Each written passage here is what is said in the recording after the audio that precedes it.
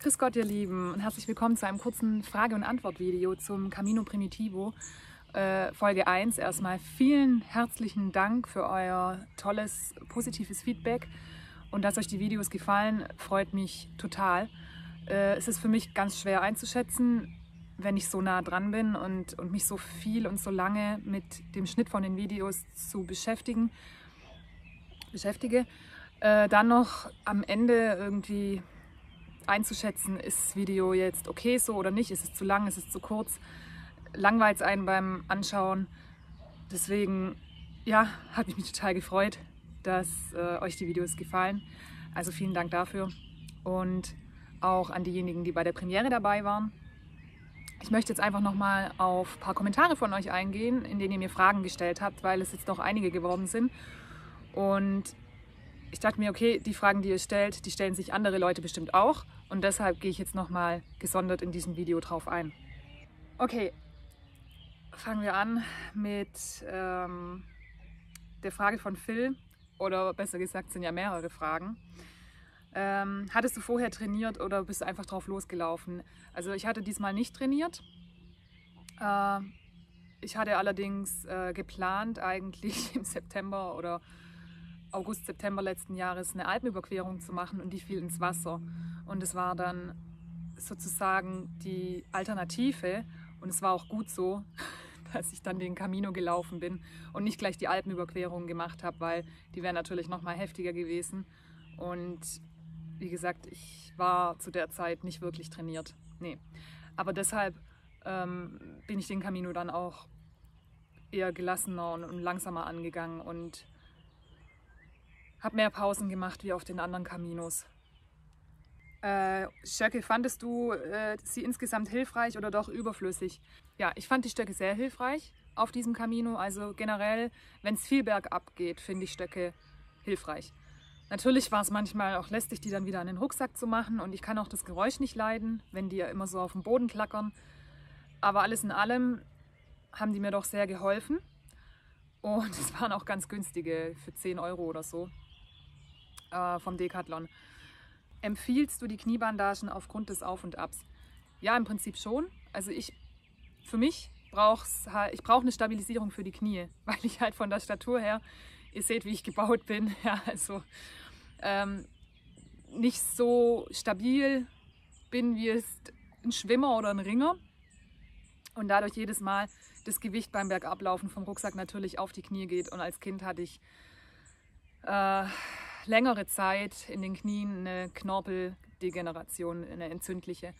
Und das war okay dann, wo ich erwachsen war und die Knie nicht mehr stark belastet habe, aber mit dem Camino del Norte und dem Baskenland ist die Geschichte dann wieder, ja, ich will jetzt nicht sagen zurückgekommen, aber haben sich die Knie dort auf dem Camino damals entzündet, weil ich ja am Anfang zu schnell, zu viel wollte. Und das haben die sich einfach gemerkt. Das ist irgendwie bei denen hängen geblieben und deswegen melden die sich jetzt schneller wieder, wenn ich bergab laufe. Und da helfen die Bandagen mir einfach länger durchzuhalten. Natürlich könnt ihr auch richtige Bandagen nehmen, ja? Also fertige, auf euch angepasste. Ich habe es jetzt halt als Provisorium mehr oder weniger genommen. War die Sonne stark? Musstest du dich viel eincremen?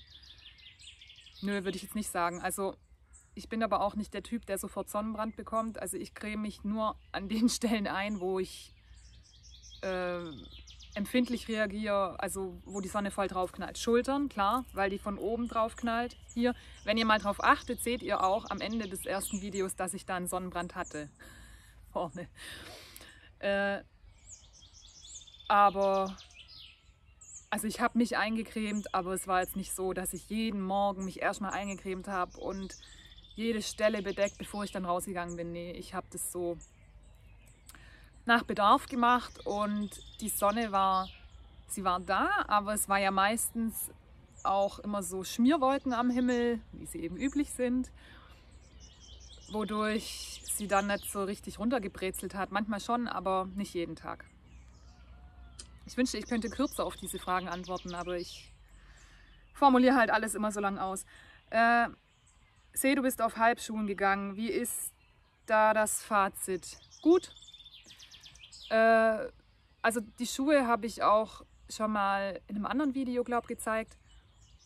Die habe ich mir auf dem Camino del Norte in Ribadeo gekauft, weil meine anderen Schuhe mich wahnsinnig gemacht haben. Die hatten sich komplett verformt und das waren Schuhe aus der Männerabteilung, weil ich habe in der Frauenabteilung keine Schuhe gefunden, die an meine breit und lang gelaufenen Füße hingepasst haben, weil die Schuhgröße dann schon eine Nummer größer war als zu Beginn des Caminos. Und was stand da noch was? Gegebenenfalls Markenempfehlung. Also ich kann nur sagen, diese Marke heißt Merrelli. Ich kannte die Marke vorher nicht. Ich finde sie gut, weil sie hier vorne, dadurch, dass Männerschuhe sind, mehr Platz haben. Wenn der Fuß dann breiter wird beim Laufen. Aber es sind jetzt auch nicht, also es sind momentan die besten und bequemsten Wanderschuhe, die ich habe. Aber ideal sind sie noch nicht. Ich bin immer noch auf der Suche nach dem perfekten. Ich habe auch Wanderstiefel von Salomo. Aber die waren mir zu globig. Die trage ich einen Tag und dann geht es nicht mehr. Maximal 2 Tage. Länger kann ich die nicht tragen. Und diese Halbschuhe, die waren okay. Können wir deine Begleitung auch mal sehen? Tut mir leid, nein, meine Begleitung wollte auf keinen Fall im Video erscheinen. So gern ich das gezeigt hätte. Aber ich respektiere dann auch die Privatsphäre der Leute und wenn die das nicht möchten. Deswegen werdet ihr mich nur alleine laufen sehen. Mich würde sehr interessieren, Fernwanderer. Hallo Fernwanderer, danke für deine Frage. Sehr treuer Zuschauer. Mich würde sehr interessieren, wie es sich im Zuge der Pandemie mit den Begegnungen mit anderen Menschen auf dem Weg verhalten hat. Für mich haben die Begegnungen mit anderen Leuten auf dem Weg damals einen ganz wesentlichen Teil der Reise ausgemacht. Hat das 2020 gefehlt, hat man das vermisst? Ich habe die Frage zwar schon schriftlich beantwortet, beantworte sie jetzt aber nochmal hier, weil sich viele wahrscheinlich diese Frage stellen. Ja, also Begegnungen mit anderen Menschen hatte ich auf dem Weg so wenige wie auf keinem anderen Camino davor. Klar, weil einfach sehr wenige unterwegs waren und die meisten waren eben Spanier, aus Madrid hauptsächlich. Und die ganzen, sagen wir mal, International Pilger, die sonst immer da sind auf den Caminos, man trifft ja auch Australier oder Asiaten oder Leute aus den USA, die waren natürlich alle weg. Und dadurch, dass wir auch meistens nicht zu den üblichen Zeiten losgelaufen sind, sondern erst, wenn der Nebel schon weg war, sind wir später losgelaufen als die anderen und haben auf dem Weg ganz selten mal welche getroffen. Wenn man Pilger getroffen hat, dann abends in der Herberge. Da waren dann auch mal Deutschsprachige, aber so richtige Begegnungen, wo man sich so Schicksalsgeschichten erzählt aus dem Leben oder sonst irgendwie ein Teil des Wegs gemeinsam läuft, nee, das hatten wir nicht. Was trägst du für Steine um den Hals? Ich nehme mal an, das war der schwarze Turmalin hier und noch dieser Türkis. Okay.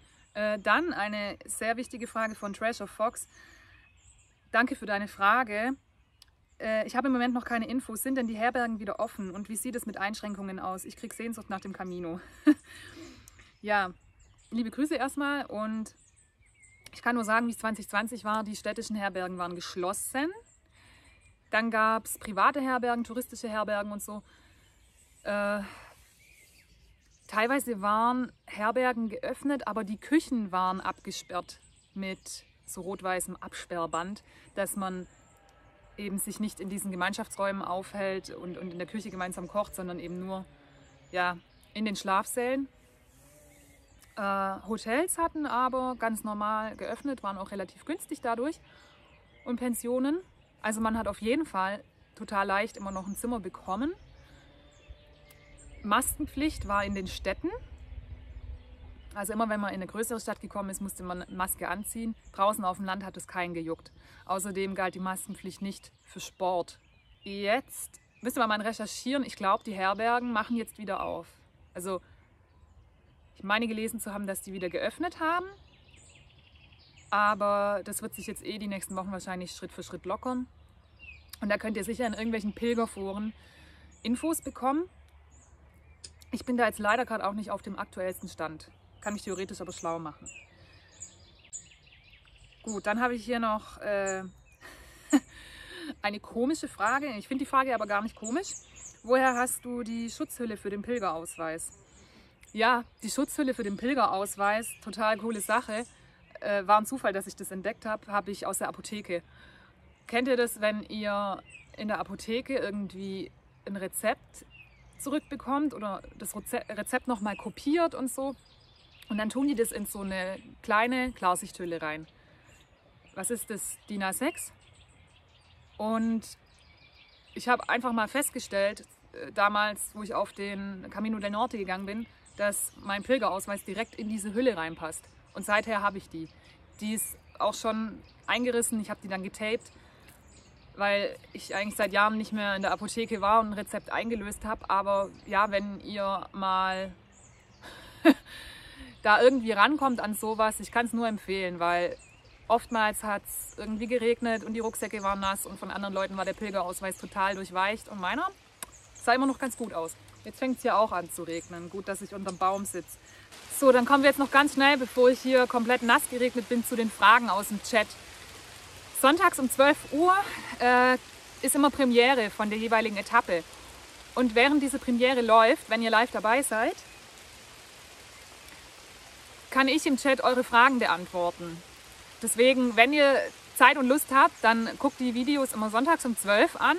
Dann können wir da direkt irgendwie die Fragen klären, wenn ihr während des Videos eine Frage habt. Ich werde dann auch versuchen, da habe ich jetzt beim letzten Mal nicht dran gedacht, mir die Fragen aufzuschreiben und zu sammeln.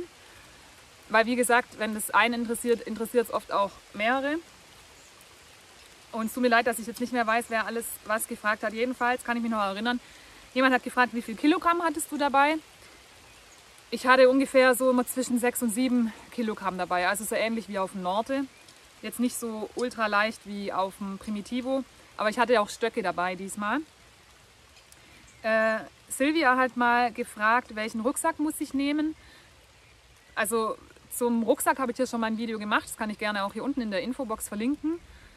Generell kann ich jetzt nicht sagen, dass der Rucksack besonders teuer sein muss oder so. Er sollte robust sein, dass er euch nicht gleich irgendwie irgendeinen Bändel reißt oder ein Reißverschluss kaputt geht. Viele laufen mit professionellen Markenrucksäcken rum, aber es gibt genauso viele, die auch mit irgendwelchen Rucksäcken vom Decathlon rumlaufen. Die müssen jetzt nicht ultra teuer sein. Sie sollten halt relativ leicht sein. Also auch beim Rucksack könnt ihr schon Gewicht sparen. Es gibt auch ultra leicht Rucksäcke, die sind dann aber wieder sehr kostspielig. Aber da kann man auch nochmal Gewicht einsparen. Und mein Rucksack habe ich halt, weil der immer noch, er tut es halt immer noch. Ich habe mir den damals gekauft für den Norte und der ist ziemlich robust, unkaputtbar. Und habe bisher halt ja noch keinen Sinn darin gesehen, mir einen neuen zu kaufen. Aber wenn ich mir noch mal einen zulegen würde, würde ich, glaube ich, einen nehmen, der weniger wiegt. Und dann noch 2 Fragen. Wie bist du da hingekommen und war das Corona-technisch kein Problem mit der Reise? Also ich bin da hingekommen mit dem Flugzeug. Generell, wenn ich irgendwo hinfliege, schaue ich einfach nach günstigen Flugverbindungen auf skyscanner.de. Also www.skyscanner.de oder com. Ich kann es unten verlinken. Natürlich gibt es auch andere Seiten wie flüge.de oder wahrscheinlich Check24. Ich weiß nicht, da müsst ihr einfach mal ein bisschen recherchieren im Internet. Und es gibt immer irgendwelche Seiten, die euch die günstigsten Flüge raussuchen. Ich mag Skyscanner deshalb, weil dort kann man viel einstellen. Zum Beispiel, ob man an einen bestimmten Flughafen will, wie zum Beispiel, sagen wir mal, Bilbao. Oder ob man auch einverstanden wäre mit einem Flughafen, der in der Nähe ist. Dann sucht es nämlich auch nach Flügen, die umliegenden Flughäfen ansteuern. So. Man musste sich da einen QR-Code anfordern beim spanischen Gesundheitsamt sozusagen. Da musste man vorher auf die Seite gehen und gewisse Daten eingeben. Das war kurz problematisch bei mir, weil irgendwie, ich glaube, eine E-Mail gelöscht hatte, die ich nicht hätte löschen sollen. Und dann musste ich denen nochmal schreiben, dass irgendwas schiefgegangen ist. Und dann ging am Ende doch alles gut, weil es gab auch die Möglichkeit, das über eine App zu machen, aber die App hat damals nicht funktioniert bei denen. Immer wenn man es abschicken wollte, kam eine Fehlermeldung. Auf jeden Fall, nach diesem ganzen Hickhack hatte ich dann den QR-Code, bin dann erst nach Mallorca geflogen und musste in Mallorca umsteigen, um nach Avilés zu fliegen. Das ist ja der Flughafen bei Oviedo. Und keiner wollte meinen schönen QR-Code sehen. Also, ja, kontrolliert worden bin ich nicht. War eigentlich der ganze Stress umsonst. Aber nee, es war kein Problem. Und jetzt hoffe ich, dass ich alle Fragen beantwortet habe. Ein paar habe ich, glaube ich, vergessen, die im Chat gestellt wurden. Deswegen werde ich sie mir das nächste Mal aufschreiben. Ja, dann wollte ich noch schnell die Frage beantworten zu dem Gimbal und warum wir abends wieder zurückgefahren sind nach Oviedo. Also erstmal vorweg, was ist ein Gimbal eigentlich? Ein Gimbal ist sowas wie ein Bildstabilisator fürs Handy. Ich habe mit dem Handy gefilmt und wenn ihr halt lauft und im Laufen filmt und den Weg lauft, dann ist das Bild ja immer so verwackelt. Und eigentlich sollte der Gimbal dafür sorgen, dass ihr kein verwackeltes Bild habt, auch wenn ich so schwenke. Aber er war dann halt weg. Ja, also er ging verloren. Nein, er ging nicht verloren. Wir haben ihn liegen lassen bei dieser Kapelle. Und dann kam da ein Hund angelaufen, ein Herrenloser, und der hat uns irgendwie abgelenkt. Wir haben dann auch dem Wasser gegeben und uns gefragt, ob der vielleicht was trinken will. Und dann ist der uns gefolgt und so, und irgendwie haben wir dann nicht mehr an diesen Gimbal gedacht. Und dann waren wir aber schon 4 Kilometer weiter irgendwann, bis es uns aufgefallen ist. Und deshalb musste dann ja einer wieder zurücklaufen und der andere hat dann auf die Rucksäcke aufgepasst. Und dann musste einer wieder 4 Kilometer zurücklaufen und dann gucken, ob der Gimbal da ist. Und er war nicht da, also wieder zurücklaufen zu den Rucksäcken. Und es waren halt einfach 8 Kilometer, die der andere dann mehr gelaufen war und gleichzeitig halt auch Zeit, die uns verloren gegangen ist. Deshalb war es dann halt schon echt abends, wo wir dann in Vega de Anzo ankamen. Und bis wir in Grado gewesen wären, wäre es halt wahrscheinlich schon lang dunkel gewesen. Und wir waren halt einfach auch für den ersten Tag dann eigentlich genug bedient mit Kilometer. Deshalb haben wir dann beschlossen, wir fahren, weil wir diese Bahnstation gefunden haben, wir fahren nochmal zurück nach Oviedo, weil es in Oviedo einfach viel, viel mehr Unterkünfte gibt als in Vega de Anzo. In Vega de Anzo gibt es vielleicht eine, die ist aber auch nicht direkt am Camino, und so spät abends kriegt ihr so spontan in der Pampa vielleicht nichts mehr. Aber in einer größeren Stadt wie Oviedo, da kriegt ihr auch spät abends notfalls noch ein Hotelzimmer oder so, wo die Rezeption einfach auch noch bis 22 Uhr geöffnet hat oder so. Und deshalb sind wir dann nach Oviedo nochmal zurückgefahren. Das war eigentlich so der Hauptgrund, weil wir dann halt auch festgestellt haben, wir können ja am nächsten Tag direkt wieder zu dieser Bahnstation zurückfahren und dann direkt dort wieder einsteigen. Das funktioniert halt bei der ersten Etappe noch ganz gut. Also wenn ihr da irgendwie bis Grado laufen wollt und ihr schwächelt unterwegs und ihr merkt, oh, ihr könnt nicht mehr weiter, braucht ihr euch keine Sorgen machen. Ihr könnt auch vorher aussteigen in Paladin oder Vega de Anzo. Das sollte machbar sein. Man muss ja auch nicht gleich am ersten Tag übertreiben und so viel laufen, deswegen lasst es langsam angehen. Es ist ja nicht ohne immer bergauf, bergab, bergauf, bergab. Ist für die Knie halt auch, na, wir wissen es. Gut, dann noch schnell die Frage beantwortet, wie viel Kilometer die erste Etappe war. Also ich habe es jetzt nicht gemessen. Es waren so von Oviedo nach Vega de Anzo ungefähr 19 Kilometer, würde ich jetzt mal schätzen. Allerdings, wenn ihr davon 4 Kilometer wieder zurücklaufen müsst und dann wieder die 4 Kilometer zu dem Punkt hin, von dem ihr zurückgelaufen seid, dann sind es halt 8 Kilometer mehr. Und tut mir leid, dass es wieder so lang geworden ist. Ich schaffe es einfach nicht, es kurz und knapp zu beantworten. Aber ich danke euch, dass ihr trotzdem immer so geduldig dabei bleibt. Und ja, ich freue mich einfach, wenn ihr das nächste Mal wieder mit dabei seid, und vielleicht sehen wir uns ja mal im Chat, und wünsche euch bis dahin alles Gute. Ciao, ciao, buen camino.